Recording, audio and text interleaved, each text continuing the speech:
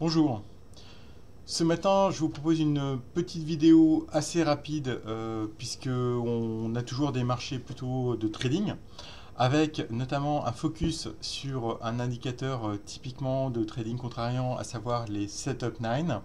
Donc je vous montrerai notamment qu'on est sur des Setup 9 Sell qui sont des signaux, des petits signaux quotidiens de contrariant à la vente sur le FTSE MIB, le FTSE 100 et le CAC 40. Ensuite, nous ferons un petit point sur le marché russe. Donc si on commence par l'un des indices les plus forts en Europe, à savoir l'indice italien FTSE MIB, on se retrouve, vous le voyez bien, dans un marché qui est très compliqué, avec des swings assez amples et pas mal de faux signaux techniques.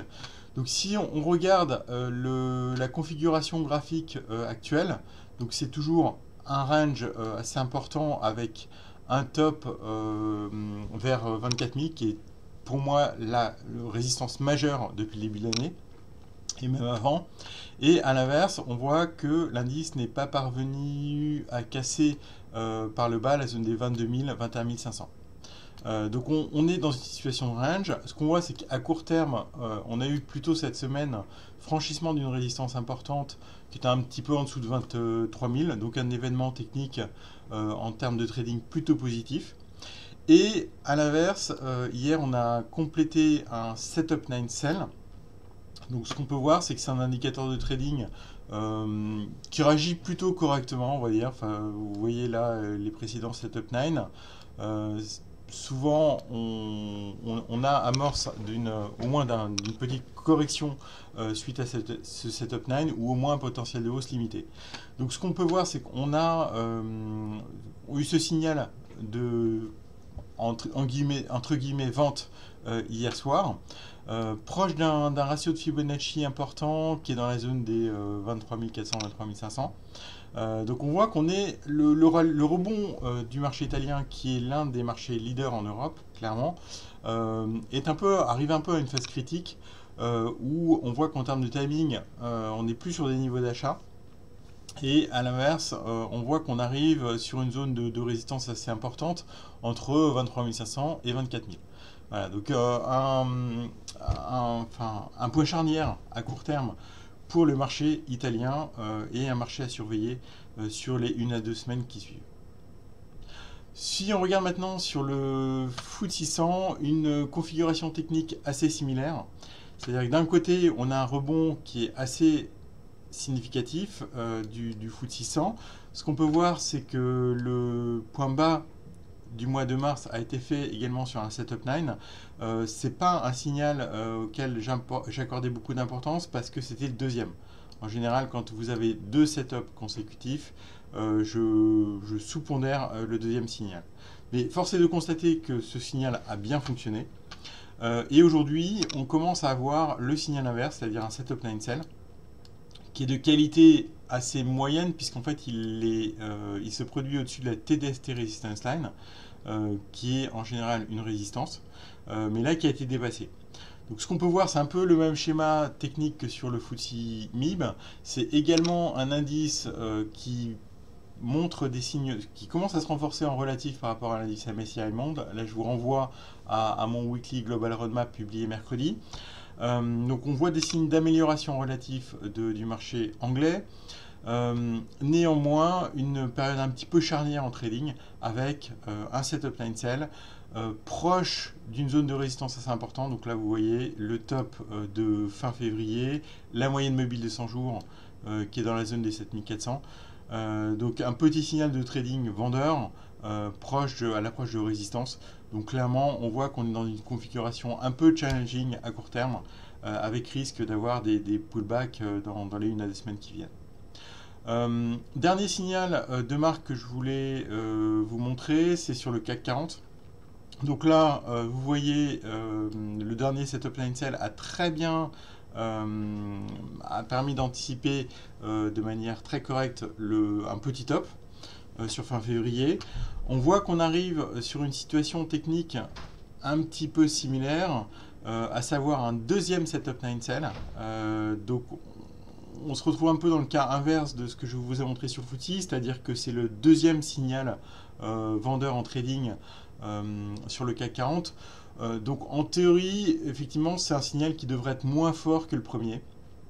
Donc ce qu'on peut anticiper éventuellement, c'est un petit top courant semaine prochaine. Pourquoi semaine prochaine ou dans les jours qui viennent, du moins parce que ce setup n'est pas perfected, c'est-à-dire que vous n'avez pas la petite flèche rouge ici. Pourquoi? Parce que on a besoin d'aller faire un nouveau plus haut au-dessus de la barre 7 pour avoir un perfected setup 9 sell. Donc en termes clairs, ça veut dire que pour avoir un vrai petit signal contrariant de vente sur le CAC 40, il faudrait aller un petit chouïa plus haut par rapport au niveau actuel.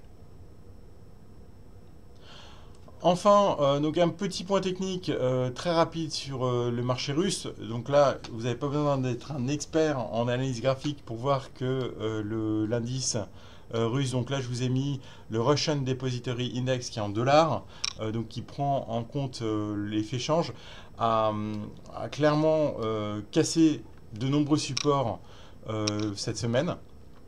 Donc on voit qu'on est dans une configuration technique qui s'est subitement détériorée sur le marché russe. Avant ça, on était clairement sur une tendance qui était plutôt bonne, qui était plutôt haussière. On était sur un re-rating Russie. Et là, on voit que ce re-rating a été complètement invalidé par une séance extrêmement baissière, une poursuite de la baisse sur en milieu de semaine, et puis un rebond technique hier. Donc on voit qu'on est sur un marché qui est très volatile, très nerveux, avec des investisseurs qui changent d'avis très rapidement.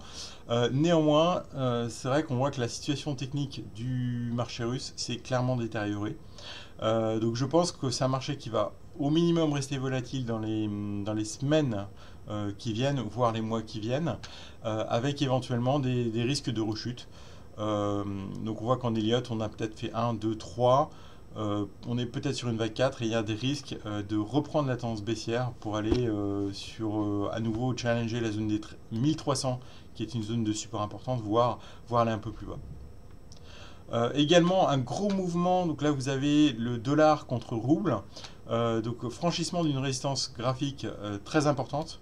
Donc on voit qu'il y a eu un décrochage significatif du rouble contre dollar. On voit que le dollar est sorti d'une configuration en base, donc un signal haussier dollar contre rouble qui est indéniable.